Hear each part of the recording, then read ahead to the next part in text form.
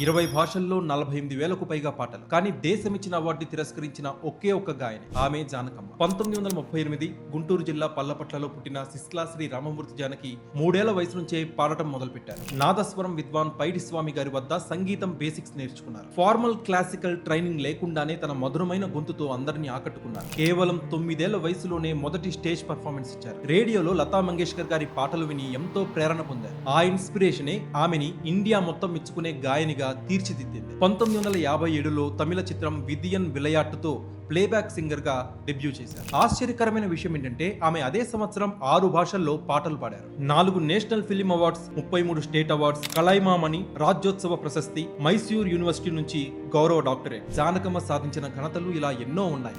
1959 సంవత్సరంలో వి రామ్ ప్రసాద్ గారితో వివాహం జరిగింది. ఆయన సపోర్ట్ తోనే జానకమ్మ తన సంగీత ప్రయాణాన్ని మరింత ముందుకు తీసుకువెళ్లగలిగారు. వీరికి ఒక్కరే కుమారుడు, పేరు మురళీకృష్ణ. ఆయన actor come business man, audio వ్యాపారంలో పనిచేశారు అండ్ తెలుగులో వినాయకుడు అనే మూవీలో కూడా యాక్ట్ చేశారు. దురదృష్టవశాత్తు ఈ సంవత్సరమే 2026 జనవరి 22న ఆయన గుండెపోటుతో మరణించారు. అప్పటికే ఆయన వయసు 65 సంవత్సరాలే. తన తల్లి మరణానికి కేవలం కొన్ని నెలల ముందే. కొడుకు లేని లోటు నుంచి, ఆ డిప్రెషన్ నుంచి జానకమ్మ పూర్తిగా కోలుకోలేదని సన్నిహితులు చెప్తున్నారు. ఇక 2013 సంవత్సరంలో జానకమ్మ గారికి కేంద్రం పద్మభూషణ్ అవార్డు ప్రకటించినప్పుడు ఆమె దాన్ని సున్నితంగా తిరస్కరించారు. 55 ఏళ్ల కెరీర్ లో 40,000కు పైగా పాటలు పాడిన తనకి ఇంత లేట్ గా ఆ అవార్డు రావడం అనేది ఆమె ప్రతిభకి తగ్గ గౌరవం కాదని సున్నితంగా తిరస్కరించడం జరిగింది. నాకు భారతరత్న ఇచ్చి ఉంటే బాగుండేది, పద్మ అవార్డ్స్ అవసరం లేదని ఆమె చెప్పారు. ఇక్కడ చాలా మంది ఆవిడని అపార్థం చేసుకున్నారు. కానీ ఇక్కడ ఆవిడకి ప్రభుత్వం మీద ఎలాంటి అసంతృప్తి లేదు. ఆవిడ బాధల్లా ఒకటే, దక్షిణాది కళాకారులకి సరైన గుర్తింపు దక్కాలనేదే ఆమె ఆకాంక్ష. ఇక తెలుగు రాష్ట్రంలోనే పుట్టిన కన్నడలో ఎక్కువ సాంగ్స్ పాడారు. జానకమ్మ 2016 సంవత్సరంలో రిటైర్ అయి తన ఆఖరి రోజులు మైసూరులోని ఫామ్ హౌస్ లో గడిపారు.